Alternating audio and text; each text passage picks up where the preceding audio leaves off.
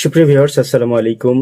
ভিডিওতে আসার আজকে মূল কারণ হলো পল্লবী স্পোর্টস। পল্লবী স্পোর্টসের পেজ সমস্যা হয়েছে, এটা আমরা সকলেই জানি।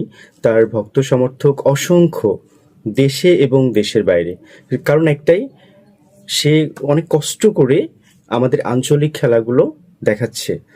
সো এই জায়গা থেকে এই পেজের ক্ষতি করার জন্য কে চেষ্টা করেছে বা কে ক্ষতিটা করেছে, যদিও রিকভারি হয়েছে, তবুও এটা আমাদের সকলেরই ভক্তদের জানার একটা আগ্রহ ছিল। আমি নিজে অনেক কমেন্ট করেছি, পল্লবকে ফোন দিয়েছি, নাম জানতে চেয়েছি কে বা কারা এটা করেছে। তবে পল্লবের সাথে গত রাতে আমার অনেকক্ষণ কথা হয়েছে।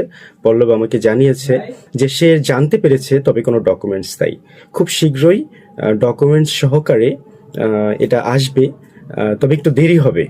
আচ্ছা, যে এই নিকৃষ্ট কাজটা করেছে, আমরা যারা পল্লবীর ভক্ত আছি বা পল্লবের খেলা দেখি, পল্লবের ধারাভাষ্য শুনি, আমি নিজেই পল্লবের ধারাভাষ্যের একজন পিওর ভক্ত। তো সেই জায়গা থেকে আমি নিজেও চাই এই নিকৃষ্ট ব্যক্তির খোঁজ জানতে। আমি নিজে দাবি করেছিলাম ছবি এবং নাম প্রচার করতে। যাই হোক, কিছুটা ইঙ্গিত আমি পেয়েছি, তবে শিওর না, আর ওইভাবে বলাও যাচ্ছে না। তবে আশ্বস্ত করতে পারি, নেক্সট টাইম এমন কিছু হবে না। আর যারা এই কাজটা করার চেষ্টা করেছে, তারা পল্লবকে থামাতে পারবে না। পল্লব বরং আরো উপরে উঠবে, আমরাও সেটা চাই। কারণ পল্লব ব্যক্তি হিসেবে কেমন, সেটা আমরা সকলেই জানি। আর সবচেয়ে বড় কথা হচ্ছে, পল্লবের পেজ থেকে আমরা উপকৃত হচ্ছি।